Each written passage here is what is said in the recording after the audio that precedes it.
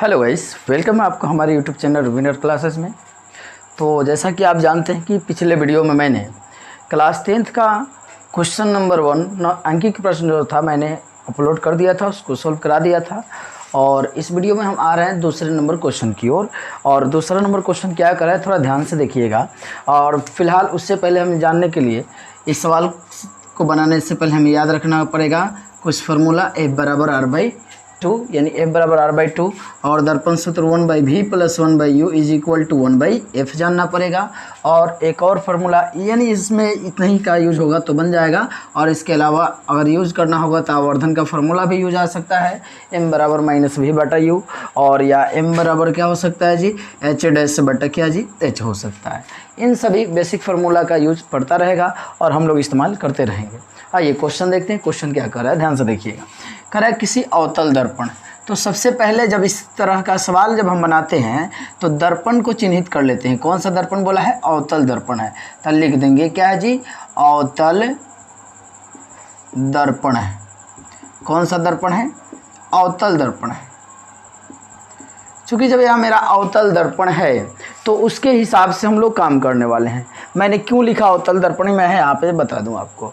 क्योंकि जैसे हम जानते हैं कि अवतल दर्पण मेरा ऐसा होता है, इसका P हो गया, यह F हो गया और क्या हो गया, C हो गया।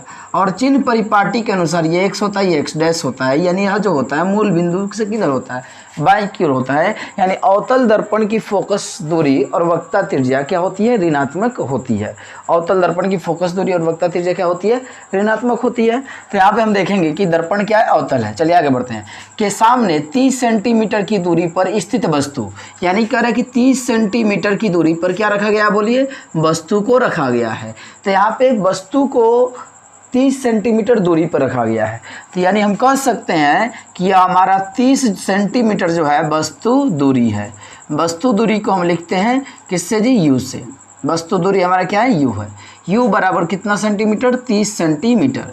चिन्ह परिपाटी के अनुसार U जो होता है हमेशा और हमेशा, यानी वस्तु दूरी हमेशा निगेटिव होती है। Then you have to take negative, यहाँ पे हमें निगेटिव साइन का यूज करना पड़ेगा।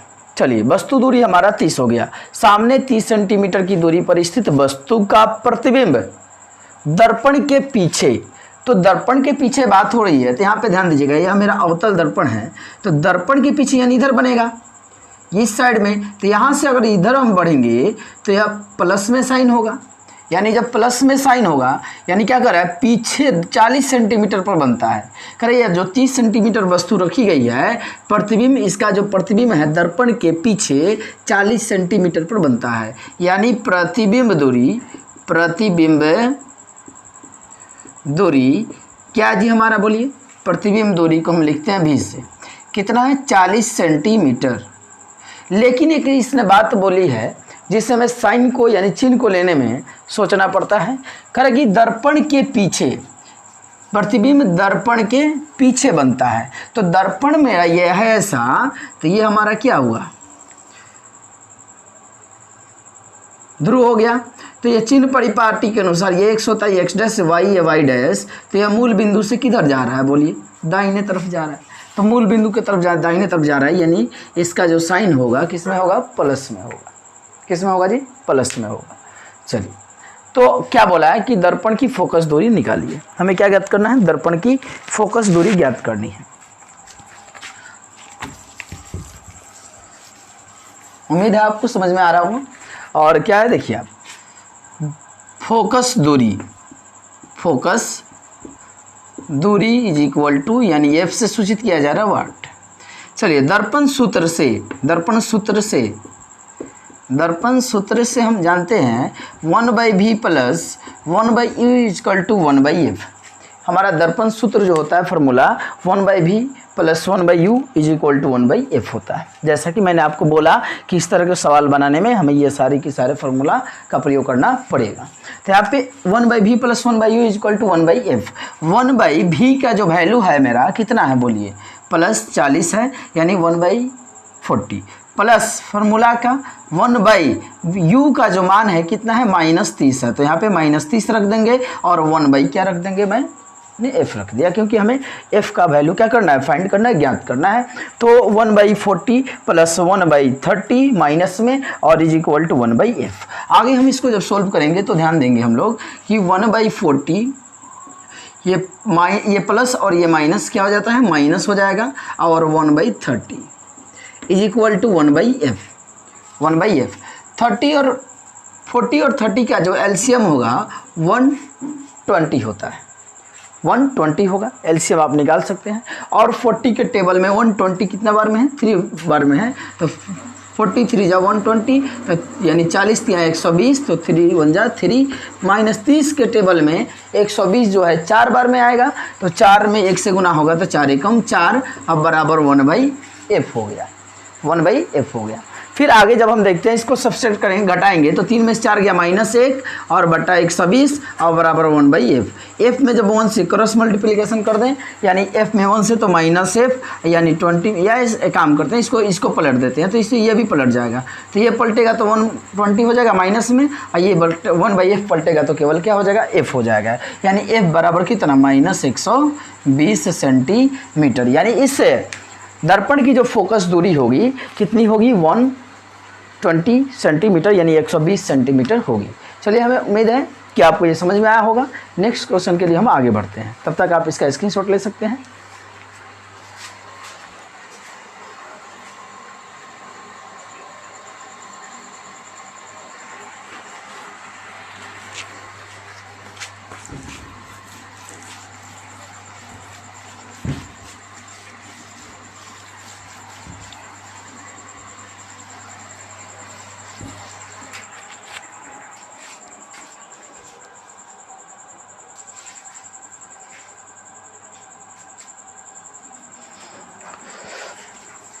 हाँ तो दोस्त, क्वेश्चन नंबर 3 की ओर बढ़ते हैं। क्वेश्चन नंबर 3 क्या कहता है, ध्यान दीजिएगा और थोड़ा ध्यान से देखिएगा।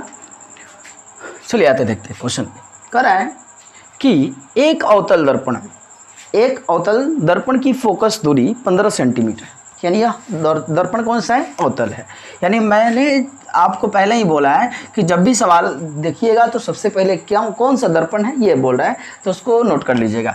दर्पण मेरा क्या है जी, दर्पण अवतल है। दर्पण क्या है, अवतल है। यह बहुत ही बड़ी चीज़ है, इसको नोट करना है। इससे हमें क्या पता लगता है कि पहले ही हमारा माइंडसेट होता है कि ये जब अवतल दर्पण है तो हम इसमें कब और क्या करना पड़ेगा, साइन को लेकर कैसे, यानी चिन्ह कब क्या लेना पड़ेगा, यह इसलिए मैं ये लिखता हूँ। आप भी लिखिएगा, दर्पण अवतल है। चलिए आगे देखिए।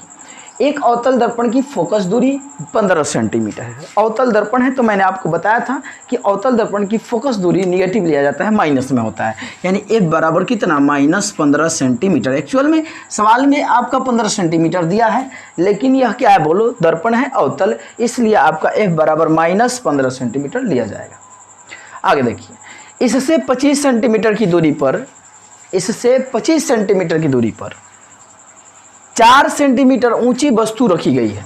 यानी वस्तु जो है कितनी दूरी पर है, 25 सेंटीमीटर पर। तो वस्तु दूरी को हम u से लिखते हैं 25 सेंटीमीटर, और इसको भी हमेशा हम किस, u जो होता है प्रतिबिंब दूरी, या तो वह किसी भी चीज़ वस्तु दूरी जो हो, सॉरी फॉर दैट, वस्तु दूरी जो हमेशा होती है वो निगेटिव लिया जाता है। वस्तु दूरी हमेशा कैसे लिया जाता है, निगेटिव लिया जाता है, यह ध्यान में रखिएगा।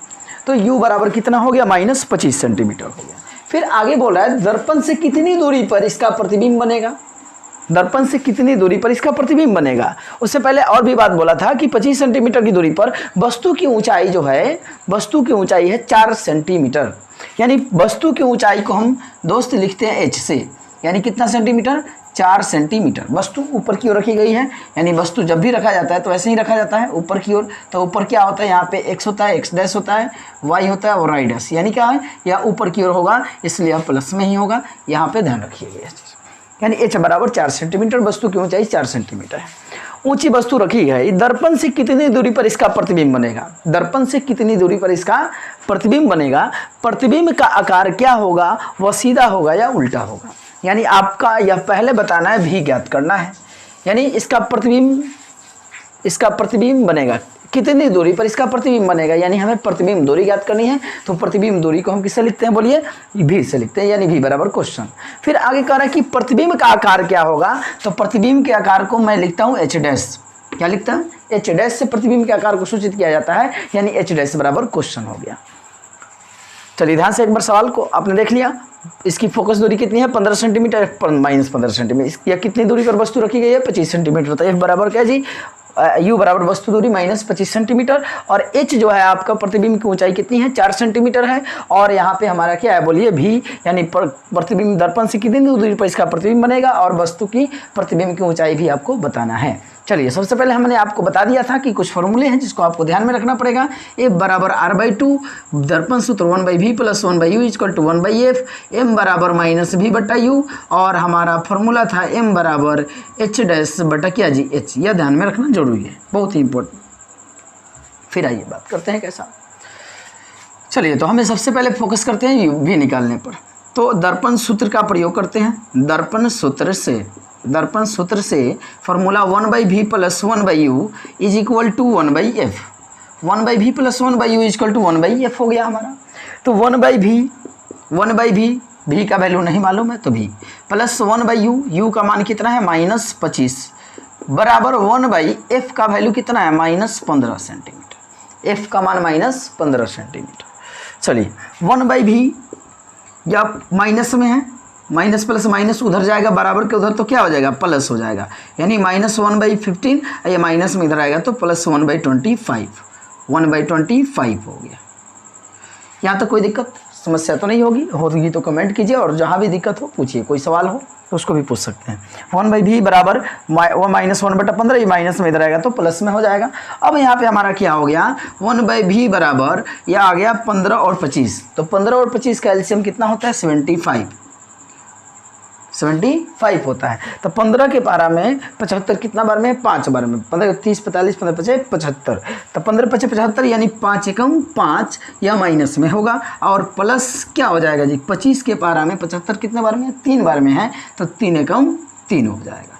1/v बराबर ये 3 में से कितना आ जाएगा जी, बोलिए 5 जाएगा, तो -2 हो जाएगा, और बट्टा क्या हो जाएगा, 75 हो जाएगा। जब क्रॉस मल्टीप्लिकेशन करेंगे तो -2 भी हो जाएगा, और 75 एकम 75 हो जाएगा, यानी v बराबर 75 और बट्टा -2 सेंटीमीटर। यानी जब हम इसको डेसिमल में निकालेंगे तो कितना हो सकता है, इसको लिख सकते हैं -2 3 जा 6, 2 7 जा 14, 2 5 जा, यानी 37.5 सेंटीमीटर।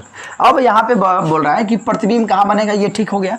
अब यहाँ पे क्या है, या v जो बता रहा है, v का वैल्यू क्या है, बोलिए माइनस में है, यानी प्रतिबिंब का जब मान v का जो वैल्यू माइनस में आ जाता है प्रतिबिंब दूरी, तो यह प्रतिबिंब वास्तविक है।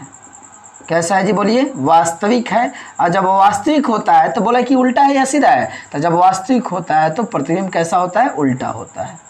क्या है जी, उल्टा है। प्रतिबिंब कैसा है, यह प्रतिबिंब वास्तविक है, यानी क्या है, जब प्रतिबिंब वास्तविक है तो कैसा होगा जी, उल्टा होगा। फिर आगे बढ़ते हैं। आगे करें कि इसका आकार बताइए, प्रतिबिंब का आकार बताइए। तो प्रतिबिंब का आकार का कहने का अर्थ यह है कि यहाँ पे देखिए एच डैश ज्ञात करना है हमारे पास। तो यह दोनों फॉर्मूला किसका है, एम का ही है। m बराबर -v बटा u, m बराबर h डैश बटा s।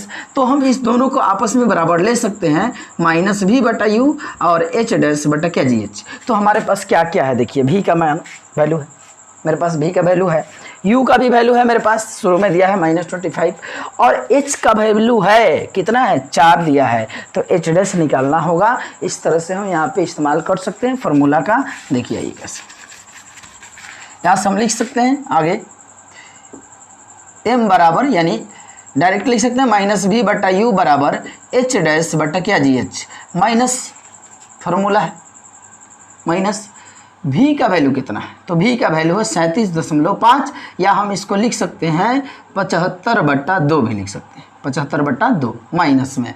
तो ये तो फॉर्मूला का माइनस होगा, लेकिन इसका भी मान ऑलरेडी किस में है, बोलिए माइनस में। बटा u का वैल्यू कितना है, तो u का वैल्यू है 25, माइनस में 25 है, तो यहाँ पे हो गया -25। h डैश निकालना है, और h का मान जो दिया है 4, h डैश मतलब प्रतिबिंब की उच्च आकार, और h मतलब होता है वस्तु का आकार। तो h का वस्तु का आकार कितना दिया है, 4। अब ये कैसे सोल्व होगा, ये माइनस से माइनस निकल गया, माइनस बचा हुआ है, फिर क्या होगा 75/2 मल्टीप्लाई 25 बराबर h डैश बटा कितना 4, 25 यहाँ 75 हो गया, -3/2 बराबर h डैश बटा कितना 4, ये 2 एकम 2 2 दूना 4 3 दूना -6 h डैश, यानी h डैश बराबर हमारा वैल्यू आ गया -6 सेंटीमीटर। यहाँ पर भी माइनस यह बताता है कि प्रतिबिंब का आकार कैसा है, उल्टा। प्रतिबिंब कैसा बनेगा, उल्टा बनेगा, नीचे की ओर बनेगा। इस तरह से हमारा यह सवाल सॉल्व हुआ। अच्छा लगा हो तो ज़रूर चैनल को लाइक सब्सक्राइब और ज़्यादा से ज़्यादा शेयर करें और अपने दोस्तों को भी बता दें, ताकि उन लोग का भी यह अंकित प्रश्न बहुत ही बढ़िया से क्लियर हो जाए और बोर्ड के एग्जाम में बढ़िया से नंबर ला सकें। ओके, स्क्रीनशॉट लीजिए। मिलते हैं अगले वीडियो में अगले क्वेश्चन के साथ। Thanks for watching this video.